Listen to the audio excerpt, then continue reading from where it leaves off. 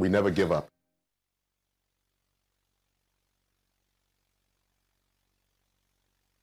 I think I was kind of just in shock.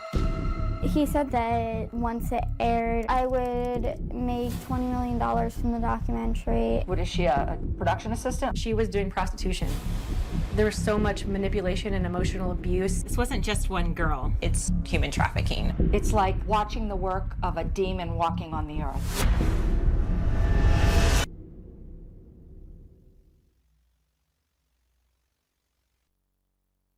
How much winter will the UP have if a woodchuck sees its shadow? We'll find out Friday. Until then, I'll tell you about our record-breaking high today. Live from downtown Marquette, it's your 19 News.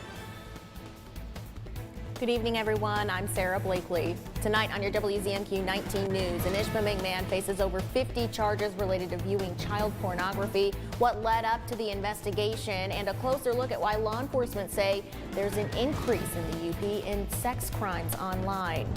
Plus, Governor Whitmer sets a goal to expand Renaissance zones in Michigan, where zones have been proposed in the UP and how it could impact the economy here. And Entrepreneur Day at Holy Name Catholic School in Escanaba, what the students were raising money for. Your 19 News starts now. Live from the UP, this is WZMQ 19 News at 11. A quiet and mild night. We broke some records today. We saw a gorgeous sunset, a great end to January air.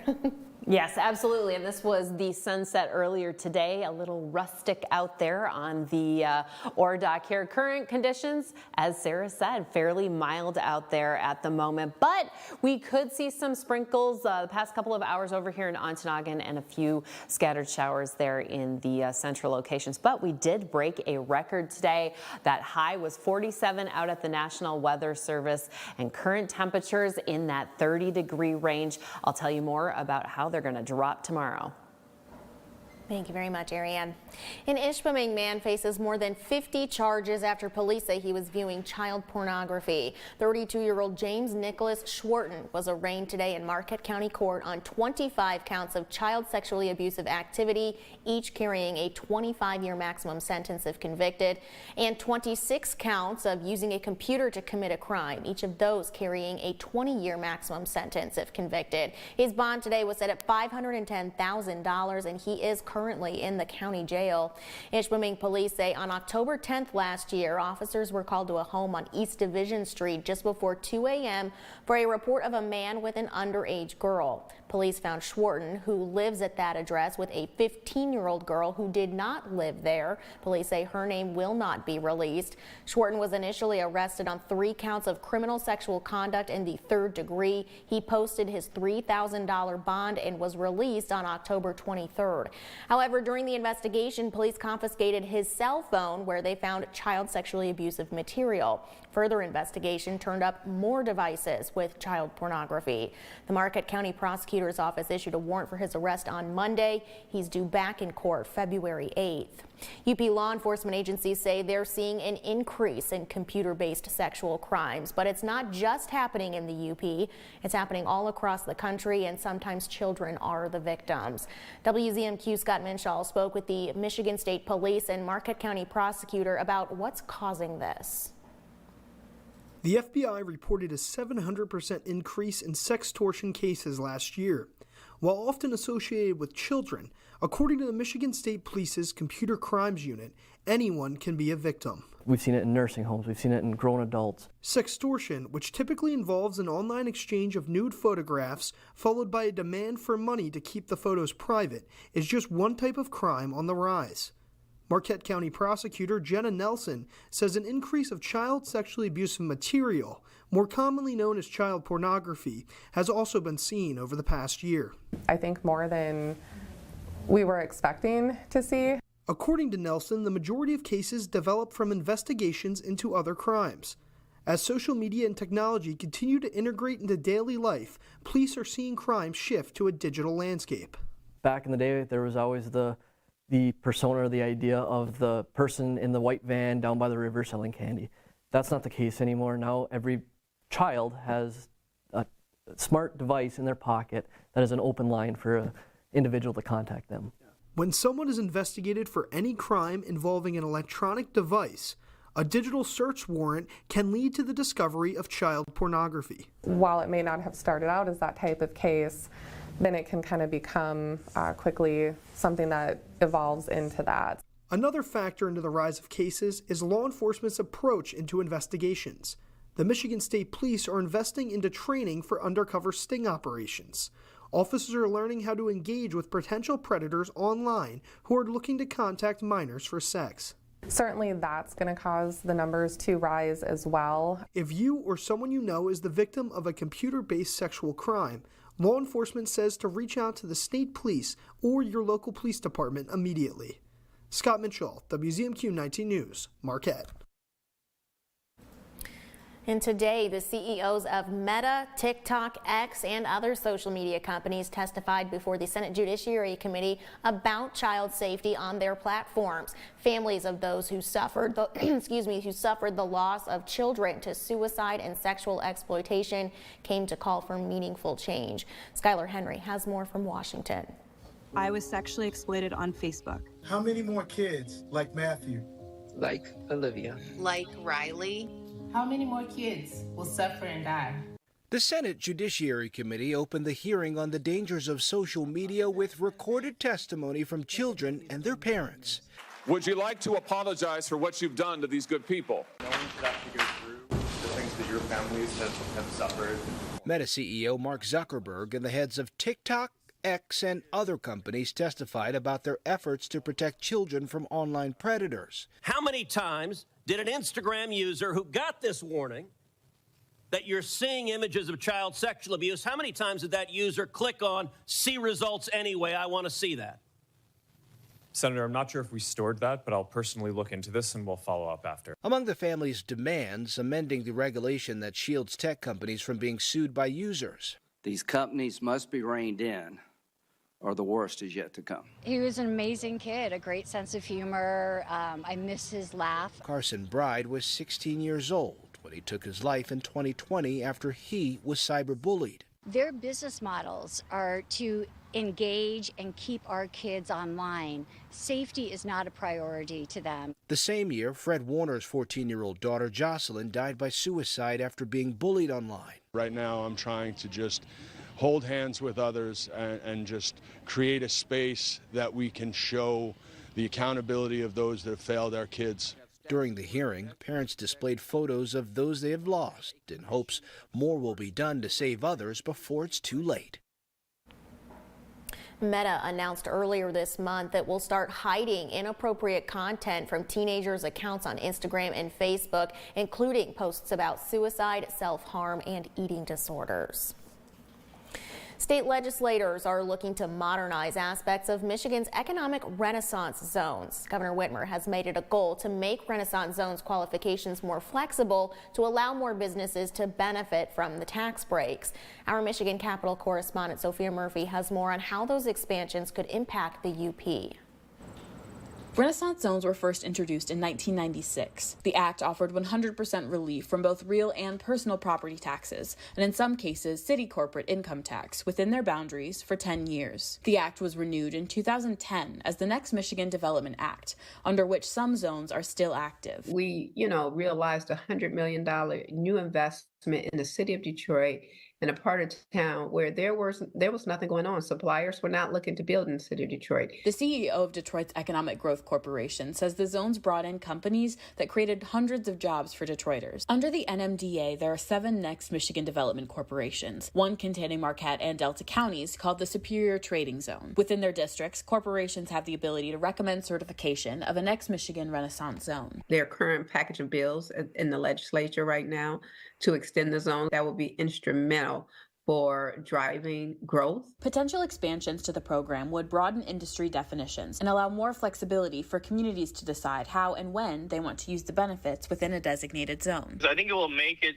easier and more attractive to de-risk investment. This allows communities to take greater charge of their own economic development destiny rather than having something imposed by Lansing. Currently, there aren't any active projects within the UP's Superior Trading Zone, but the Marquette County Administrator says their expansion could be beneficial to fostering more economic growth up north. If they get extended, the opportunity to use those tools gets extended.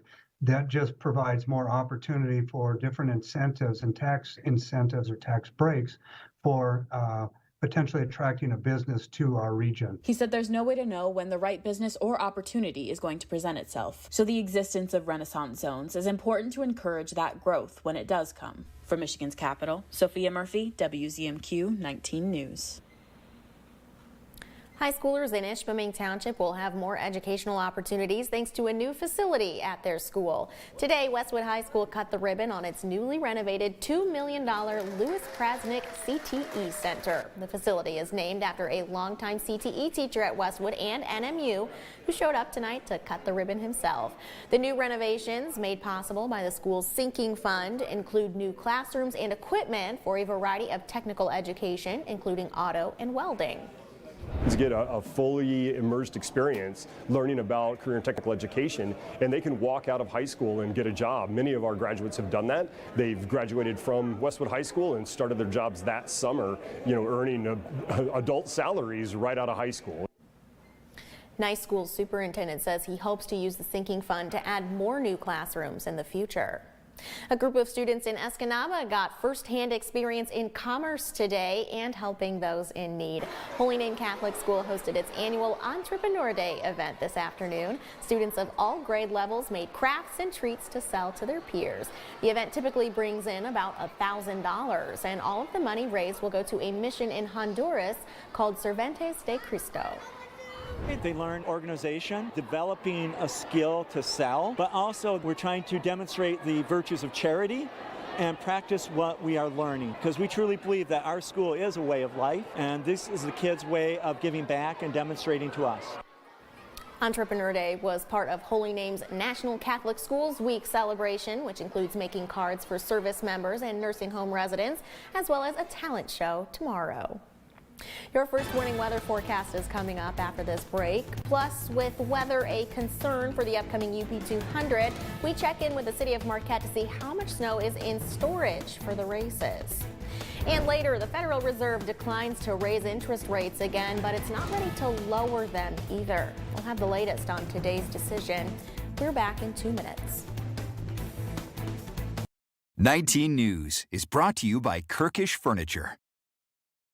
Shop our huge selection of Amish crafted dining room sets at Kirkish Furniture in Houghton. Browse our large in-stock collection and customize with a special order with 1-year no-interest financing available, plus free delivery. Shop Kirkish Furniture today. John's Auto is quickly becoming everybody's favorite place to get their car fixed. John's Auto is quickly becoming everybody's favorite place to fix their car. Was that right? For better service experience, come to John's Auto Market. Why do I keep forgetting that word? Experience. Okay, go. 3, 2. For a better service experience, come to John's Auto Market. And don't forget,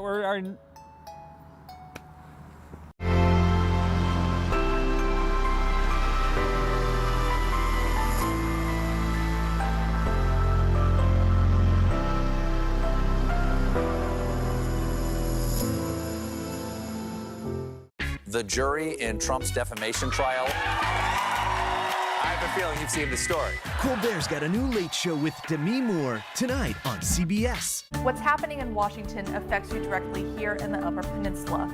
I'm Rachel Knapp. And I'm Brendan Scanlon. We track the issues and positions of the elected lawmakers you send to Washington. We're on Capitol Hill every day reporting on what you care about most. Education, your money, student loans, health care, safety, and privacy. Coverage you can count on live from our bureau in America's capital. Only here on WZMQ 19 News.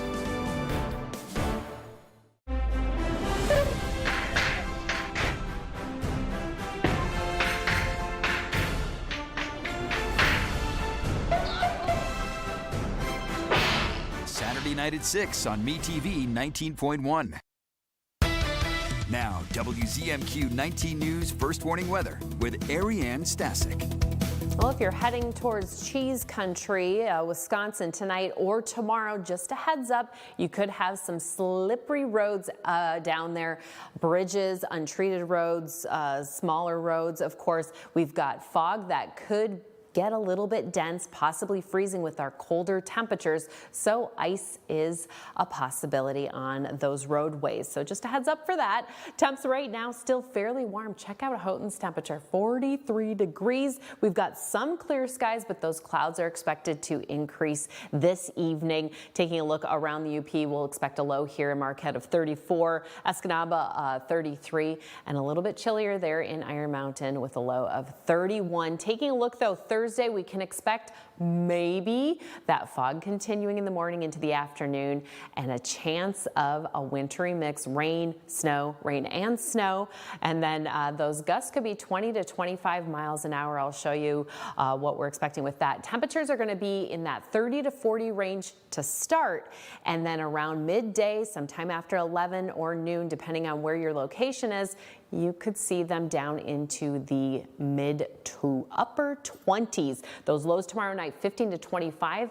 We've got a cold front that has moved in this evening, and we'll expect mostly clear skies on our Thursday evening, hence colder temperatures. Yeah, this isn't real actual footage of Manistee, but since we've been fairly warm, why not? So Thursday, we'll see a high of about 37, and then we'll dip down on Friday. Everyone's dipping down on Friday, 33, and then we'll creep back up on our weekend into next week. This is the National Weather Service's 6 to 10 day outlook. So next week, February 6th to the 10th, we are expected to be above normal again, which means we've got less likelihood of the precipitation, especially that snow accumulation that we are all hoping for. Those temps going to be around 30 to 40 degrees.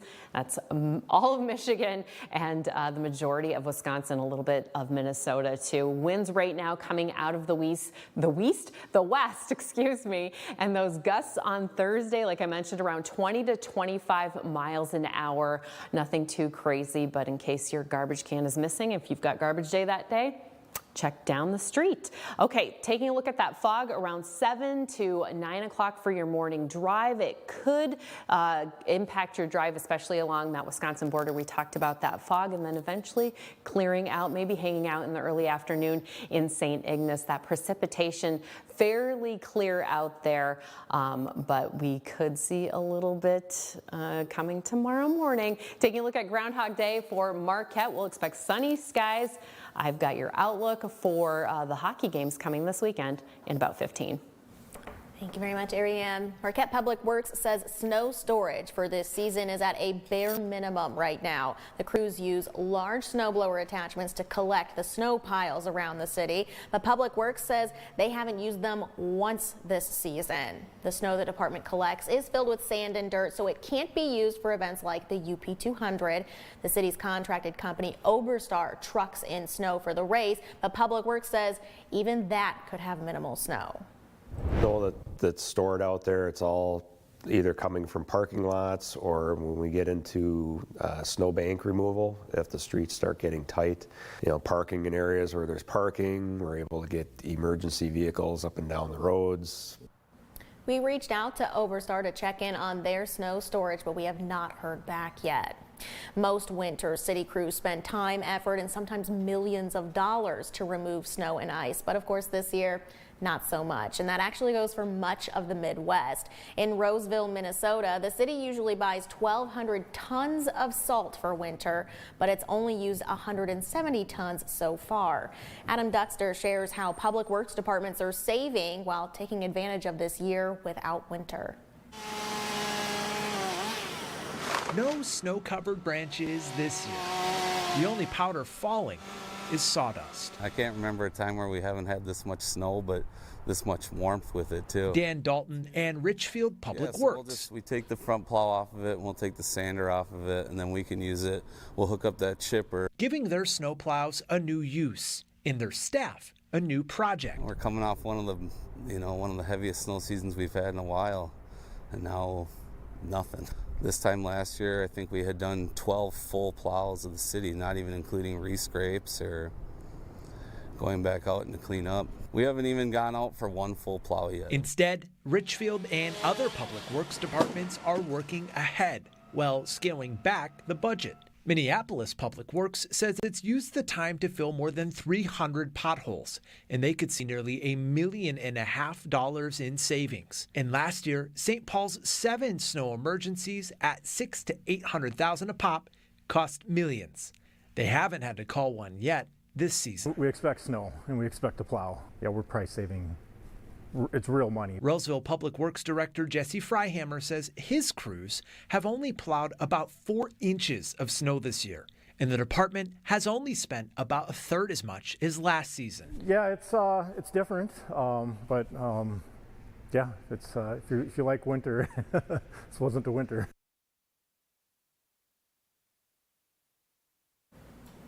Each department says most of their current projects are working ahead or catching up on maintenance delayed by last year's snow. Still, they're hesitant to say that they're out of the woods for the whole season. Authorities are still working to find the cause of a fire that killed 1 person and destroyed 2 Escanaba businesses last week, but public safety officials say homes are more prone to fires this time of year for several reasons. The use of wood stoves and space heaters creates increased fire hazards, as well as neglecting to clean out chimneys. Escanaba Public Safety recommends keeping stoves and furnaces clear of flammable objects and to avoid overloading electrical outlets. The simplest way to prevent tragedy is to install and properly maintain smoke alarms. Fortunately, fires don't always occur during daylight hours when we're awake and alert. You should be changing your batteries once every 6 months. They literally can save your life. Escanaba Public Safety has a limited supply of smoke alarms free for city residents. You can check out WZMQ19.com for more information about that. The biggest mystery of the century, and one man believes he may be one step closer to solving it. Why he thinks he may have discovered Amelia Earhart's plane. That story is on the way. Love and wins are in the air this February at Ojibwa Casinos. Come play the $22,000 Hearts of Cash giveaway every Saturday, where from 4 to 10 p.m. you could be one of the lucky players selected to pick a box of chocolates. Inside each box, you'll find a sweet treat, plus a prize ranging between $500 and $1,000 cash. Join us for your chance at heartwarming wins with Hearts of Cash every Saturday this February, only at Ojibwa Casinos, Baraga, and Marquette. Yes, we're on thin ice. And everything is going up in smoke. Still, some are adding fuel to the fire,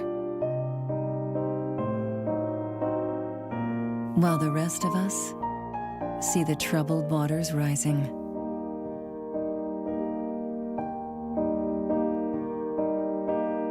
Our planet is under the weather. But when the going gets tough, the tough get, well, you know.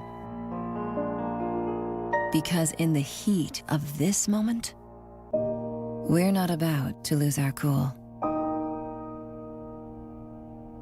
Love it or lose it.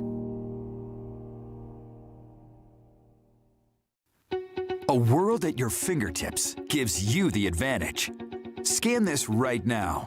Weather, local news, community events, amazing video. It's cool. It's all yours. It's free. And it's on demand. Do it. Download the app from 19 News. Now you know.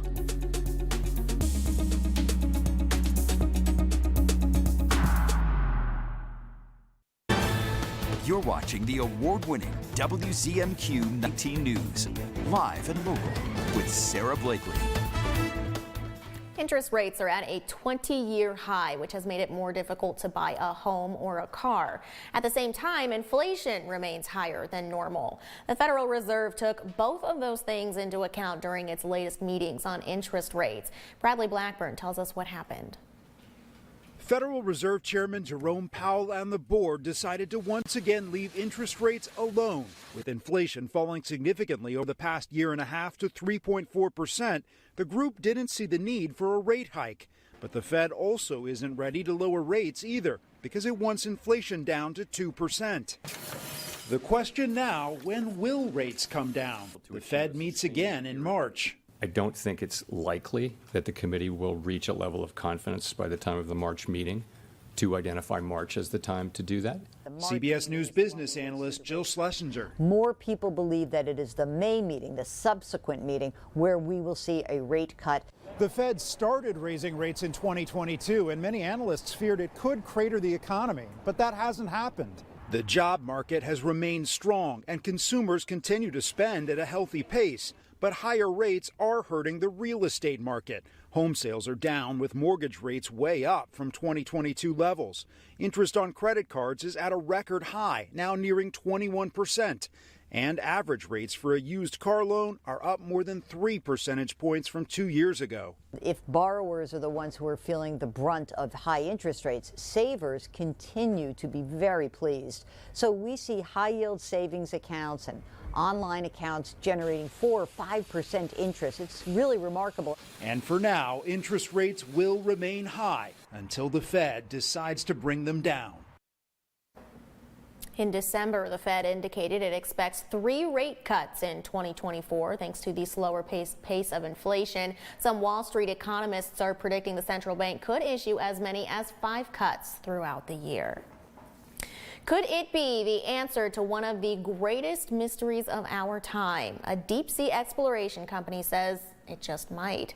The search for the plane Amelia Earhart was attempting to fly around the world has confounded generations since its disappearance more than 85 years ago. But now, one explorer says he maybe found the wreckage. Christian Benavides reports.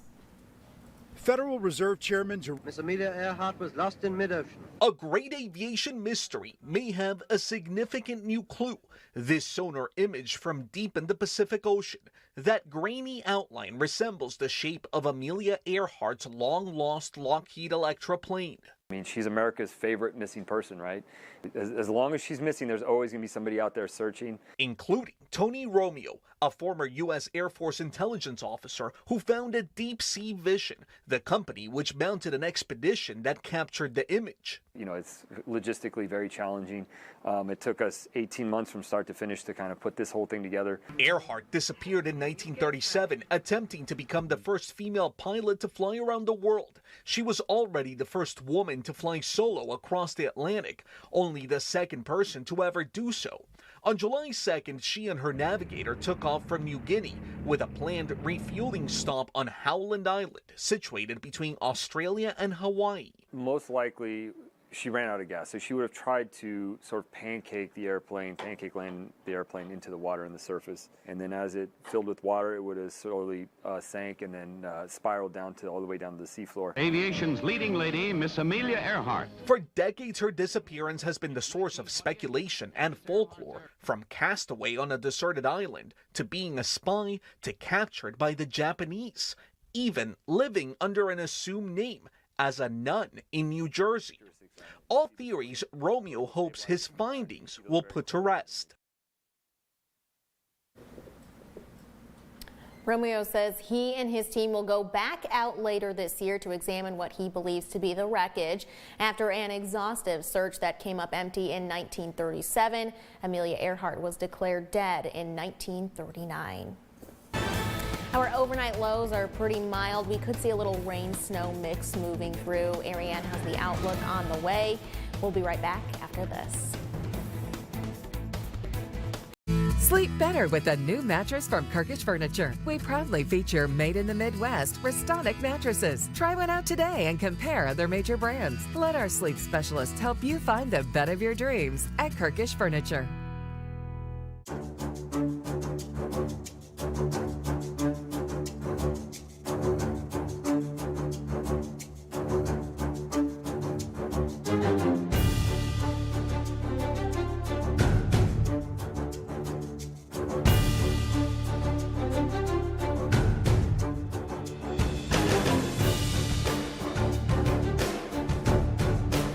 Mike Ludlam's Sports, only on WZMQ 19 News. Here's your WZMQ CBS This Is Home Community Calendar.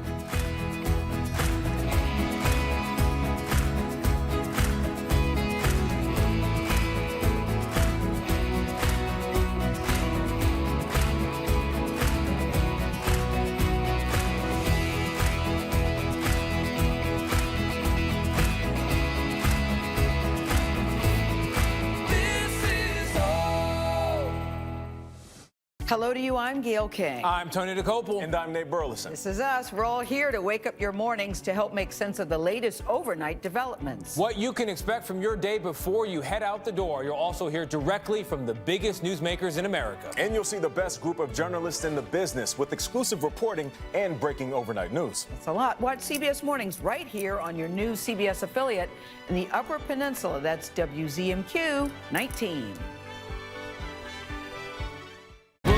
Say we get on out of here. I don't care where we go if it's as far as we can get. Wagon Train, weekdays at 4 on MeTV 19.1. We still have temps in that 30 to 40 degree range, around 41 over there in Ironwood. We'll expect those clouds to increase overnight. We do have some chances of, let me get on this side of the car, fog, maybe a little bit of mixture, and those gusts around 20 to 25 miles an hour during your morning commute. So just a heads up there. And in the afternoon around 3 p.m., we could see that fog continuing, but it should be out of the way by 4. Those highs tomorrow, 30 to 40, but remember, they are expected to drop midday down into the 20s. So bundle on up. Shadow or no shadow, we'll find out on Friday, but we're looking at sunny skies at average temp around 36 degrees. Fun fact, another name for groundhog is a woodchuck. All right, East outlook, we've got MTU at NMU on Friday, looking like fairly clear conditions both nights. Finally tonight, a UP dispatcher who's been serving the community for almost 2.5 decades is hanging up the headset. Andy Lusardi was the lead dispatcher at the Michigan State Police Negaunee Post, and today he retired. Every call a dispatcher takes can bring a different level of stress coming from the other end, but Lusardi says staying patient and efficient during the situation is imperative to the person's safety. And he says the new dispatchers are already filling his shoes. The first responders, when they dial 911, they're not having a good day, and we help them. You got to stay calm, cool, collected, and you got to give them the best service that you can. We got a young crowd down there right now, but I have faith. They're doing good. I've trained some of them. Michigan State Police is always looking for more recruits and dispatchers. We have a link for how to do that on our website, WZMQ19.com. Congratulations to Andy. What an awesome career. Yes, and thanks for doing what you did. What a job. Yeah. That's all the time we have for now. We'll see you back here tomorrow.